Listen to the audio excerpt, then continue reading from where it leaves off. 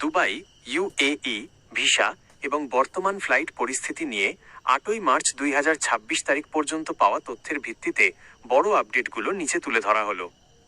Labour work visa কি ঈদের পর চালু হচ্ছে? বাংলাদেশিদের জন্য দুবাইয়ের সাধারণ লেবার ভিসা নিয়ে সোশ্যাল মিডিয়ায় ঈদের পর বড় খবর বা পুরোদমে চালু হওয়ার খবর ছড়ালেও সরকারিভাবে এখনো সুনির্দিষ্ট কোনো দিনক্ষণ ঘোষণা করা হয়নি। তবে কিছু ইতিবাচক দিক রয়েছে। সরকারি বৈঠক গত 24শে ফেব্রুয়ারি 2026 তারিখে ইউএই রাষ্ট্রদূতের সাথে বাংলাদেশের পররাষ্ট্রমন্ত্রীর বৈঠকে লেবার ভিসা পুনরায় পুরোদমে চালুর জন্য জোরালো অনুরোধ জানানো হয়েছে। বর্তমান অবস্থা: বর্তমানে high professional, doctor, engineer, golden visa এবং কিছু নির্দিষ্ট কোম্পানির গ্রুপ ভিসা ডিমান্ড লেটার সাপেক্ষে সীমিত আকারে চালু আছে।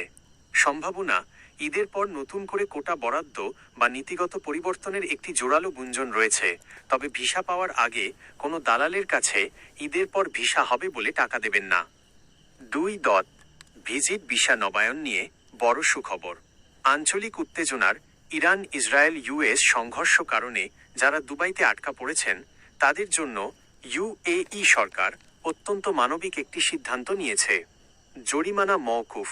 গত 4 ও 5ই মার্চ 2026 তারিখে ইউএই কর্তৃপক্ষ আইসিপি ঘোষণা করেছে যে 28শে ফেব্রুয়ারি থেকে ফ্লাইট বন্ধ থাকার কারণে যাদের ভিজিট বা রেসিডেন্সি ভিসার মেয়াদ শেষ হয়ে গেছে তাদের ওভারস্টে জরিমানা ফাইন্স দিতে হবে না। দেশে বসেই নবায়ন। এখন থেকে সালামা নামক নতুন এআই চালিত প্ল্যাটফর্মের মাধ্যমে কয়েক মিনিটের মধ্যে অনলাইনে ভিসা নবায়ন করা যাচ্ছে।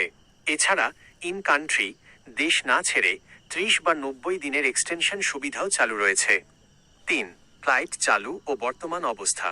গত কয়েক দিনের অস্থিরতার পর ফ্লাইট চলাচল স্বাভাবিক হতে শুরু করেছে। এমিরেটস ও ইতিহাদ 8ই মার্চ 2026 থেকে এমিরেটস এবং ইতিহাদ এয়ারলাইন্স তাদের ফ্লাইট কার্যক্রম প্রায় স্বাভাবিক অবস্থায় ফিরিয়ে এনেছে। দুবাই এয়ারপোর্টের কার্যক্রম এখন স্থিতিশীল। ফ্রি রিশিডিউল এমিরেটস এবং ফ্লাই দুবাই ঘোষণা করেছে যে 31 মার্চের আগের বাতিল হওয়া ফ্লাইটের টিকিটগুলো যাত্রীরা কোনো অতিরিক্ত ফি ছাড়াই রিশিডিউল করতে পারবেন। প্রবাসী ভাইদের জন্য 3টি জরুরি সতর্কতা। 1. আঞ্চলিক পরিস্থিতি।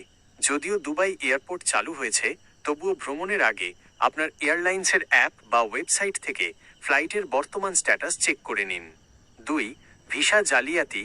ভিসা খুলে গেছে বলে ভুয়া অফার লেটার দিয়ে প্রতারণার চেষ্টা করছে অনেক চক্র। যে কোনো কাজের ভিসা যাচাই করতে মোআরি অ্যাপ ব্যবহার করুন। 3. ঈদের পরিকল্পনা। ঈদের ছুটিতে যারা বাড়ি ফিরতে চান তারা বর্তমান ফ্লাইটের রিশিডিউল চাপের কথা মাথায় রেখে টিকিট বুক করুন। আপনি কি বিশেষ কোনো ক্যাটাগরির, যেমন ড্রাইভিং বা ডেলিভারি বয়, ভিসা সম্পর্কে জানতে চাচ্ছেন?